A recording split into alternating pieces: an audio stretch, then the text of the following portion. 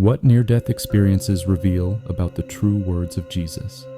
What if those words were never meant to be believed, but remembered? What if those ancient phrases, repeated for centuries, were not commandments from above, but echoes of something we once knew before birth, something we remember in the silence between heartbeats?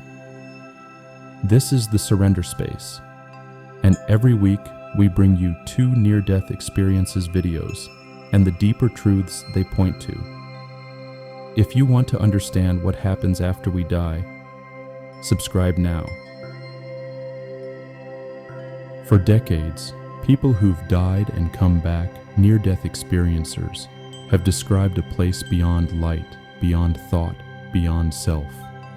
And the strange thing is, what they describe sounds uncannily familiar, because whether they realize it or not, they're describing the same reality Jesus spoke of 2,000 years ago, not through theology, but through direct experience. When people die, the stories are eerily consistent.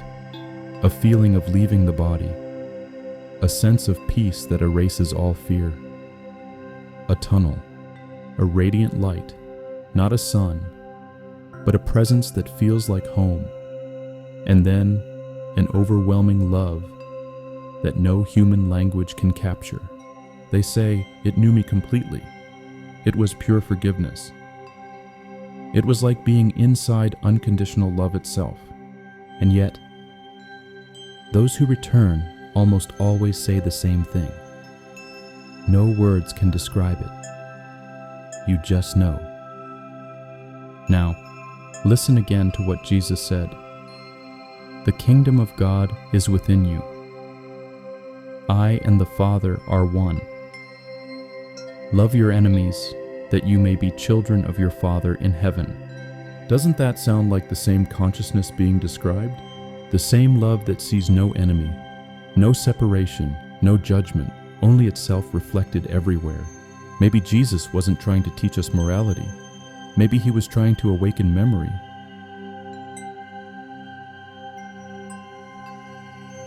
Those who encounter the light often say, "It felt like God," or "It was Jesus, but not as I expected.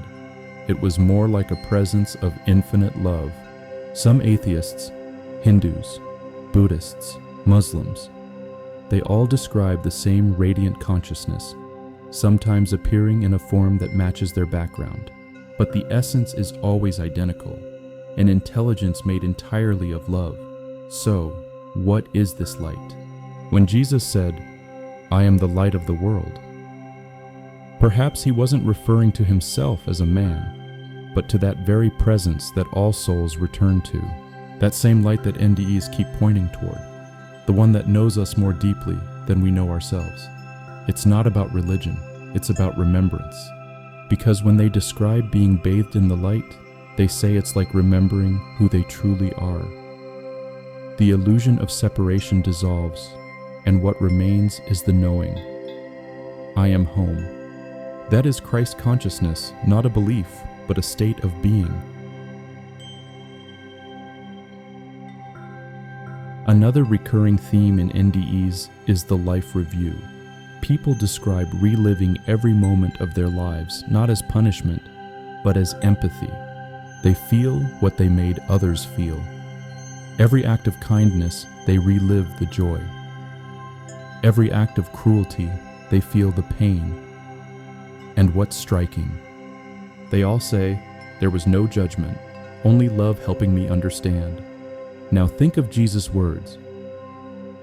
"Do not judge, and you will not be judged.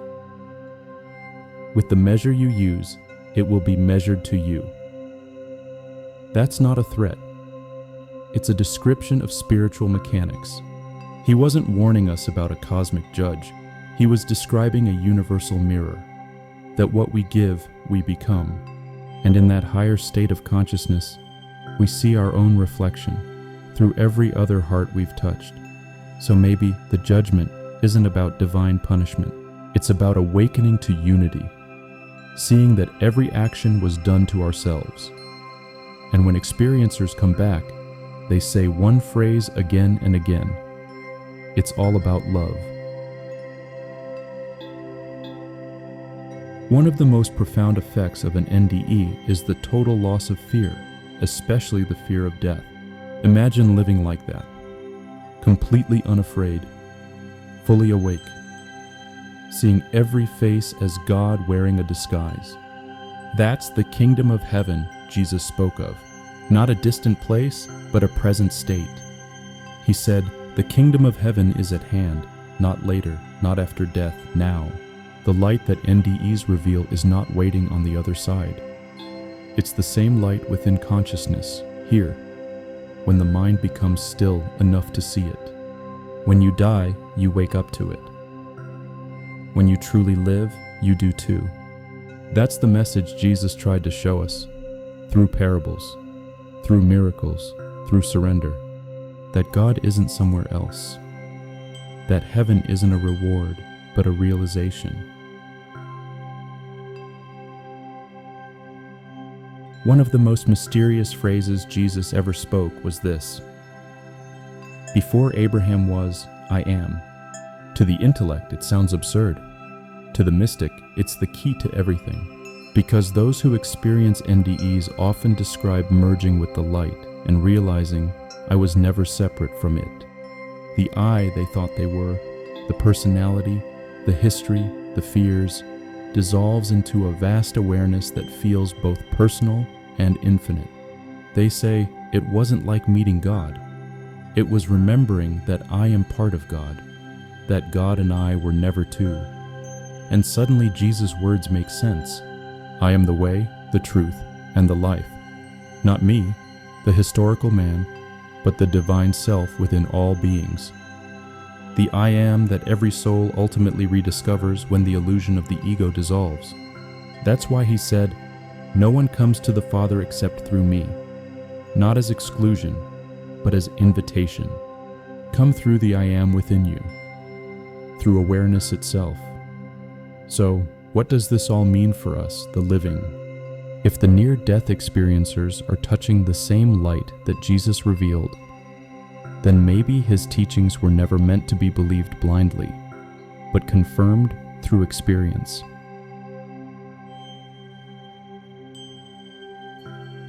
Forgiveness, such a soft word, yet it's the hardest thing we ever try to do. In NDE after NDE, people say that the light showed them something shattering, that every grudge, every resentment, every wound we hold onto is a veil that hides the love we already are. One woman said, "When I met the light, it showed me all the people I couldn't forgive, and I realized they were me in another form." And suddenly, Jesus' words ring differently. "Forgive them, for they know not what they do." He wasn't just being merciful. He was describing a cosmic truth, that the ones who hurt us are asleep in the same dream we're in, that all harm comes from ignorance of unity. And forgiveness isn't about excusing the act. It's about remembering that behind every shadow stands the same light. When experiencers return, they often find they can't not forgive. It's not moral, it's natural.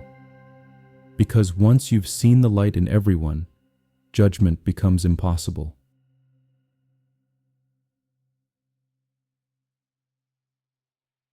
For centuries, religion has told us we're born sinful, separated from God until we're redeemed. But NDEs tell a different story. They say we were never separated. That the soul is inherently innocent, learning, evolving, remembering. One man described it perfectly. I saw that sin isn't something God punishes. It's just what happens when we forget who we are. And doesn't that sound like what Jesus tried to say? Your faith has made you whole. Neither do I condemn you. Be perfect as your Father in heaven is perfect. He wasn't demanding perfection. He was revealing it, pointing to a perfection already within, beyond the mind's noise. The real original sin isn't disobedience. It's amnesia. It's believing we're separate from the source and acting from that illusion. But once the light is remembered, the story ends where it began, in innocence. When people come back from death, they don't talk about money, fame, or success. They talk about one thing: love, how well they loved, how deeply they connected. One said, "I was asked only one question. Did you learn to love?" That's it. Not, did you go to church, or did you believe correctly, but did you love? And again, Jesus said exactly that. Love one another as I have loved you.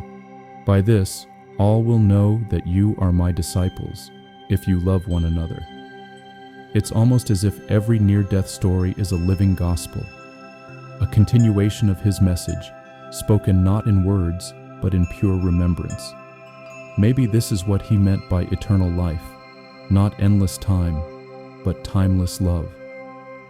Not living forever, but living fully now, as consciousness awake to itself.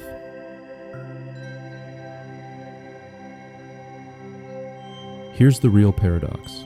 You don't have to die to experience what the dying see. The light isn't somewhere else. It's behind your eyes, between your breaths, in the stillness before a thought. That's what every mystic, and Jesus himself, tried to say when he said, "The Father and I are one." He was describing the same state NDEs reveal, the direct knowing that there is no me and God, only the dance of awareness experiencing itself. So every time you choose love over fear, you move closer to that light. Every moment you're present, you die to the illusion of separation. Every act of compassion becomes resurrection in miniature. Heaven isn't a destination, it's a frequency, and you tune into it by remembering what you already are.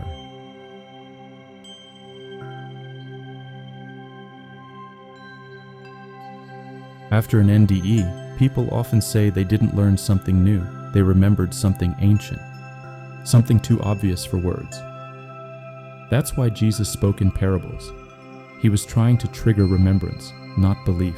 When he said, "The kingdom of heaven is within you," he meant it literally. When he said, "You will do even greater things than these," he was reminding us of our divine nature, not our smallness, but our source. The light they meet at death is the same light he embodied in life. And maybe that's why he had to die, not as punishment, but as demonstration, to show that death is not the end, that life cannot be destroyed, that consciousness is eternal. The cross was never about suffering, it was about awakening.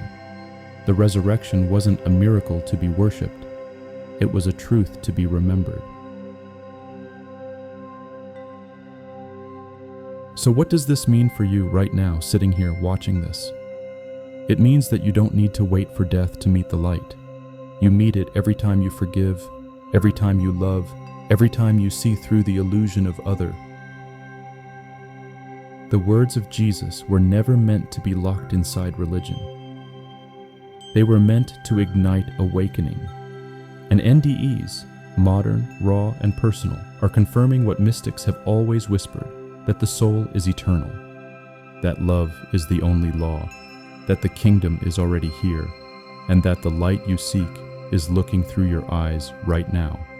So maybe the real question isn't what happens when we die, but what happens when we finally live, when we stop defending our smallness, stop fearing our divinity, and let the light live through us, fully, fearlessly, freely.